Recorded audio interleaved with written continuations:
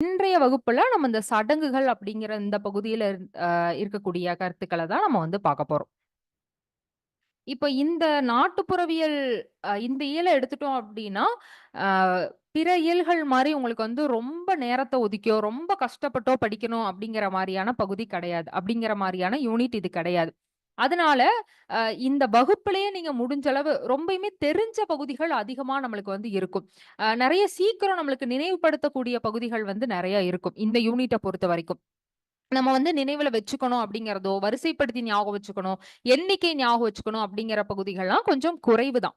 நல்லா தெரிஞ்ச பகுதிகள் இந்த யூனிட்ட பொறுத்தவரைக்கும் அதிகமா இருக்கும். அது இதுக்கு முன்னாடி நம்ம பார்த்த இந்த தலைப்புகள்லயே நெறைய பேத்துக்கு தெரிஞ்சிருக்கும். நம்ம நம்மளுடைய வாழ்க்கையில கேட்ட நெறைய பகுதிகள் இதுல இருக்கும் அப்படின்னு நம்ம சொல்லலாம்.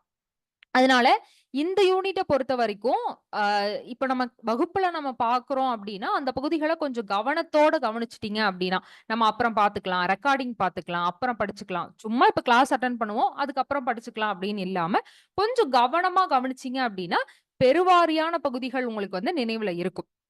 வகுப்புல அத்தன பகுதிகள் நினைவுல இருக்குன்னு சொல்ல முடியாது. ஆனா, அ நல்லா கவனிச்சோம் அப்டின்னா, பெருவாரியான பகுதிகள் நினைவுல இருக்கும். அதனால நம்ம இந்த இடத்துல டைம வந்து சேவ் பண்ணலாம், மிச்சப்படுத்தலாம். அந்த நேரத்த வேற ஏதாச்சும் ஒரு யூனிட்டுக்கு பயன்படுத்தலாம் நம்ம படிக்கிறதுக்கு. அதனால இதையெல்லாம் நீங்க முடிஞ்ச அளவு வந்து பயன்படுத்திக்கோங்க. சரிங்களா? நல்ல கவனத்தோட கவனிச்சீங்க அப்டின்னாலே போதும். அந்த மாதிரி எளிமையான பகுதி தான் இன்னைக்கு நாம பார்க்கக்கூடிய இந்த சடங்குகள் அப்டிங்கிற பகுதியும். முதல்ல இந்த சடங்குகளுக்கான பொருள்ல, வரையறையில வரக்கூடிய குறிப்புகள ஒவ்வொன்றாக நம்ம வந்து பார்க்கலாம். முதல்ல சடங்குகள் அப்படிங்கிறது வந்து மனித மனதினுடைய வெளிப்பாடாக தோன்றக்கூடியது தான் சடங்குகள் அப்படின்னு நம்ம சொல்லலாம். ஏன்னா மனிதனால உருவாக்கப்பட்டது தான் இல்லையா? அதான் மக்களால மக்களுக்காக உருவாக்கப்பட்டது. அவங்களுக்காகவே அவங்களுடைய நலனுக்காக மக்களாலேயே உருவாக்கப்பட்டது தான் சடங்குகள் அப்படின்னு சொல்லப்படுது. அது வந்து அதனால தான் இந்த சடங்குகள வந்து மனித மனதினுடைய வெளிப்பாடு அப்படின்னு நம்ம வந்து சொல்றோம். இப்ப இந்த சடங்குகள் எப்ப தோன்றுச்சு அப்படின்னு ஒரு கேள்வி வந்துச்சு அப்படின்னா, மனிதன் எப்ப தோன்றுனானோ, அப்பயே வந்து சடங்குகளும் தோன்றுச்சு அப்படின்னு நம்ம வந்து சொல்லலாம். ஏன்னா, மனிதனால உருவாக்கப்பட்டது தான் சடங்குகள் அப்படிங்கும்போது, மனிதன் தோன்றும்போதே அவனோடு சேர்ந்து அவனால உருவாக்கப்பட்ட சடங்குகளும் வந்து தோன்றிருச்சு. இப்ப நீங்க வந்து நம்மளுடைய மனிதகுல வரலாறு எடுத்துட்டோம் அப்படின்னா, முதல்ல தோன்றுன மனிதன நம்ம என்ன மனிதன் நம்ம சொல்லுவோம்? அப்படியே சாட் பாக்ஸ்ல சொல்லலாமா?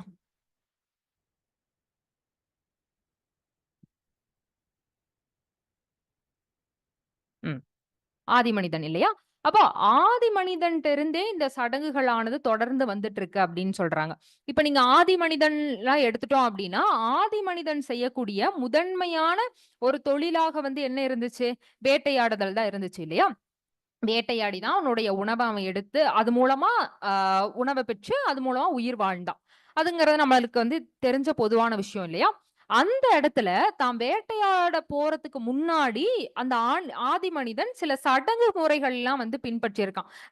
நல்ல உணவா வந்து நம்மளுக்கு கிடைக்கணும். நீண்ட நாள் நம்ம வந்து அ சீக்கிரமா உணவு வந்து கிடைக்காது இல்லையா? டெய்லியும் அவங்க போனாங்க. தினமும் போனாங்க அப்டின்னா, தினமுமே வேட்டையாடிட்டு வர முடியாது. ஒரு நாள் கிடைக்கும், ஒரு நாள் வந்து கிடைக்காது. அப்போ அந்த சடங்கு முறைய அவன் வந்து பின்பற்றியிருக்கான். இப்படி வந்து நல்ல உணவா கிடைக்கணும். வேட்டையாட போம்போது பெரிய மிருகமா நம்மளுக்கு வந்து கிடைக்கணும் அப்படின்னு. அப்போ அந்த ஆதி மனிதன்ட்ட இருந்தே சில சடங்குகள் வந்து தொடங்கிருச்சு அப்படின்னு சொல்றாங்க ஆய்வாளர்கள். இப்ப இந்த சடங்குகள் அப்படிங்கிறது வந்து நம்ம மக்கள்ட்ட இருக்கக்கூடிய நம்பிக்கையினுடைய வளர்ச்சியாக இருக்கக்கூடியது அந்த சடங்குகள் அப்படின்னு நம்ம வந்து சொல்லலாம். இப்ப நம்ம பார்க்கக்கூடிய ஒவ்வொரு குறிப்புமே ரொம்ப முக்கியம். இந்த குறிப்ப வந்து இப்படி நம்ம சும்மா மனப்பாடம் பண்ணா பத்தாது. இத நல்லா எந்த அளவு புரிஞ்சு படிச்சுக்கிறோம் அப்படிங்கிறது முக்கியம். இப்ப இதுல அடுத்ததா பார்க்கும்போது, நம்பிக்கைகள் நம்ம நம்ம வந்து அ நம்பிக்கைகள் அப்படிங்கிற இதுக்கு முன்னாடி ஒரு பகுதி நம்ம முன்னாடி வகுப்புல வந்து பார்த்திருப்போம். அந்த நம்பிக்கைகள் அப்படிங்கிறதும் நாட்டுப்புற மக்கள் சார்ந்தது தான் இல்லையா? அப்போ இந்த சடங்குகளுக்கும் நம்பிக்கைகளுக்கும் மிக நெருங்கிய தொடர்பு இருக்கு அப்படின்னு சொல்லலாம். இப்போ ஒரு விஷயத்த ஒரு மனிதன் நம்புறான் அப்படிங்கும்போது, அததான் அவன் நம்பக்கூடிய விஷயத்த தான் அவன் வந்து செய்கையா செய்வான் இல்லையா? அததான் வந்து பின்பற்றுவான் இல்லையா? அப்ப அதனுடைய வளர்ச்சியாக வந்தது தான் இந்த சடங்குகளாக கூறப்படுகிறது. அடுத்ததா, இந்த இந்த சடங்குகள் எல்லாமே தனி மனிதனாலயும் செய்யப்படும். அதே மாரி பலருடைய கூட்டு முயற்சியாலயும் செய்யப்படும். பெருவாரியான சடங்குகள், நாட்டுப்புற சடங்குகள் நம்ம பார்த்தோம் அப்படின்னா, மக்களுடைய கூட்டு முயற்சியால செய்யப்படக்கூடியதுதான். ஆனா, அது வந்து எல்லாமே கூட்டு முயற்சியால செய்யப்படக்கூடியதுன்னு நம்ம சொல்லிற முடியாது. பெருவாரியான சடங்குகள் வந்து எல்லாரும் சேர்ந்து செய்யக்கூடிய சடங்குகளாகத்தான் இருக்கும். தனி மனிதன் மட்டுமே அதுக்கு வந்து அ பத்தாம, எல்லாரும் சேர்ந்து செய்யக்கூடியதாகத்தான் இருக்கும். ஆனா, சில சடங்குகள்லாம் நம்ம எடுத்துட்டோம் அப்டின்னா, ஒரு குறைந்தபட்ச சடங்குகள எடுத்துட்டோம் அப்டின்னா, அது தனி மனிதனால செய்யப்படக்கூடியது. ஒருத்தரால செய்யப்படக்கூடிய சடங்குகளும் நமக்கு இருக்கு. அதனால தனி மனிதனாலும் சடங்குகள் செய்யப்படும். சமூகத்தால, இல்ல ஒரு குடும்ப அமைப்பால ஒன்றிணைந்து கூட்டு முயற்சியாலும் இந்த சடங்குகள் வந்து நிகழ்த்தப்படும். அதே மாதிரி, இப்ப நம்ம ஒரு குறிப்பிட்ட கால சடங்குகள்லாம் எடுத்துட்டோம் அப்டின்னா, அது அந்த ஒவ்வொரு சடங்குகளுக்கும் பார்த்தீங்கன்னா, ஒரு குறிப்பிட்ட இடைவெளி இருக்கும். இப்போ கிராமப்புறங்கள்லாம் மழை வேண்டி சடங்கு செய்வாங்க. மழை பொழியணும் அப்டின்னு சடங்கு செய்வாங்க. இப்போ மனிதருடைய வாழ்க்கையிலேயே பார்த்தோம் அப்டின்னா, பிறப்பு சடங்கு இருக்கு, இறப்பு சடங்கு இருக்கு. இதெல்லாம் இருக்கு இல்லையா? அது எல்லாமே ஒரு குறிப்பிட்ட இடைவெளி இருக்கும். குறிப்பிட்ட கேப் இருக்கும். அந்த இடைவெளிய பொறுத்து மீண்டும், மீண்டும் செய்யக்கூடியதாக, மீண்டும், மீண்டும் நிகழக்கூடியதாக இருக்கக்கூடியது தான் இந்த சடங்குகள். இப்ப நம்ம ஒவ்வொன்றும் சடங்குகளுக்கு கீழ வரக்கூடிய குறிப்புகள தான் நம்ம வந்து பார்த்துட்டு இருக்கோம். இப்போ அ இந்த சடங்குகளுடைய முக்கிய நோக்கமா நம்ம எத பார்க்குறோம் அப்டின்னா, ஒரு விஷயத்த பண்ணி, அது மூலமா இன்னொரு விஷயத்து நம்மளுக்கு கிடைக்குது அப்படிங்கிறனால. இப்ப நீங்க வந்து இந்த சடங்க பண்ணீங்க அப்டின்னா, இது மூலமா உங்களுக்கு வந்து இது கிடைக்கும். அப்படிங்கிற ஒரு நோக்கத்தோட தான் நம்ம வந்து சடங்குகளே பண்றோம் இல்லையா? இப்ப மழை வேண்டி ஒரு சடங்கு நம்ம பண்றோம் அப்டின்னா, அங்க நம்மளுக்கு காரணமா இருக்கக்கூடியது என்ன? நம்மளுக்கு வந்து மழை வேணும். அந்த பகுதியில ரொம்ப வறட்சியா இருக்கு. மழை பொழியணும். அந்த மழைங்கிறது நம்மளுக்கு அவசியமா இருக்கு. அப்போ ஒரு விஷயம் அங்க நம்மளுக்கு வந்து தேவைப்படுது இல்லையா? அப்போ ஒரு விஷயம் வேணும் அப்படிங்கிறதுக்காக, அந்த அ மழைக்கு தேவையான சடங்க நம்ம வந்து செய்றோம் இல்லையா? அப்போ ஒண்ண செஞ்சு இன்னொன்னு வந்து நம்மளுக்கு வந்து கிடைக்குது. அப்ப இதுதான் இதனுடைய முதன்மை நோக்கமாக இருக்கு அப்படின்னு சொல்லலாம். இப்ப அடுத்ததா பார்த்தோம் அப்டின்னா, இந்த சடங்குகளினுடைய வரையறையில முதன்மையானதாக இருக்கக்கூடியது வந்து, புனித தன்மையின் பால் மக்கள் மேற்கொள்ளும் நடத்தை கோலங்களின் தொகுப்பு அப்படின்னு, அ பெருவாரியான அறிஞர்கள் வந்து உங்களுக்கு இந்த கருத்த வந்து குறிப்பிடுறாங்க. வரையறையாக வந்து சொல்றாங்க. இதுல வந்து என்ன சொல்றாங்க? மக்களினுடைய சடங்குகள் அப்படிங்கிறது வந்து அவங்களுடைய புனித தன்மையோடு ஒன்றிணைந்த ஒன்றாக இருக்கு. அப்போ அந்த சடங்குகள் எல்லாமே அவங்களுடைய நடத்தைகளோடு தொடர்புடையதாகத்தான் இருக்கு. ஏன்னா, மக்களால மக்களுக்காக உருவாக்கப்படக்கூடியது தான் இல்லையா? வேற ஏதோ ஒரு புத்தகங்கள்ல எழுதி வச்சதோ, வேற யாரோ ஒருத்தவங்க மட்டும் ஒரு தலைவர் மட்டும் சொல்லக்கூடியதோ கிடையாது. அவங்களே அவங்களுக்காக வந்து உருவாக்கிக்கிறாங்க அப்படிங்கும்போது, அது புனித தன்மையோடு தொடர்புடையதாகவும், அவங்களுடைய நடத்தைகளோடு தொடர்புடையதாகவும் இருக்கு. அதனால தான் இது என்னன்னு சொல்றாங்க, நடத்தை கோலங்களின் தொகுப்பு அப்படின்னு வந்து குறிப்பிடுறாங்க. இப்ப இதுல அ எத வேணாலும் குடுத்து, இப்போ நடத்தை கோலங்களின் தொகுப்பாக இருக்கட்டும், இல்ல நம்ம இங்க பார்த்த ஒன்றை செய்து மற்றொன்றை பெறக்கூடியது அப்படிங்கிறதாக இருக்கட்டும். இதெல்லாம் குடுத்து ஆப்ஷன்ல உங்களுக்கு வந்து குடுப்பாங்க. இந்த இந்த இயல பொறுத்தவரைக்கும், அ ஓரளவு சில குறிப்புகள் எல்லாமே உங்களுக்கு வந்து சில இடங்கள்லாம் வந்து வரையறைகள் கொஞ்சம் ஒரே மாதிரி இருக்கக்கூடியதாகத்தான் இருக்கும். இப்ப இதுக்கு முன்னாடி நம்ம பார்த்த வழிபாட்டு முறைகள், நம்பிக்கைகள் இதுல எல்லாம் பார்த்த சில குறிப்புகள இங்கேயும் நம்ம வந்து பார்க்க முடியும். அப்ப இதெல்லாம் நம்ம இந்த இடம் படிக்கும்போது நம்ம கவனமா இங்கெல்லாம் நம்ம வந்து படிக்கணும். ஏன்னா நம்ம கொஞ்சம் மாத்தி சொல்றதுக்கு இது புரிஞ்சுக்கிறது ரொம்ப எளிமைதான். ஆனா ஆப்ஷன்ல 4 ஆப்ஷன் வரும்போது, இங்க வந்து கேட்கறாங்கன்னா, சடங்குகள், அதே மாரி வழிபாட்டு முறைகள், நம்பிக்கைகள் அப்படிதான் உங்களுக்கு வந்து குடுப்பாங்க. ரொம்ப நெருக்கமான அ அ நெருக்கமா இருக்கக்கூடிய பதில்கள தான் உங்களுக்கு வந்து இணைந்து குடுப்பாங்க. அப்படிங்கும்போது நம்ம குழம்புறதுக்கு வந்து ரொம்ப வாய்ப்பு அதிகம். அதனால இந்த குறிப்புகள் வரக்கூடிய இடங்கள், இந்த வரையறைகள் படிக்கும்போது ஒவ்வொன்றையும் நம்ம கொஞ்சம் தெளிவாகவே நம்ம வந்து படிச்சிருக்கணும். அதுதான் நான் ஒவ்வொரு பகுதியும் பார்க்கும்போது உங்களுக்கு நான் சொல்லியிருப்பேன்.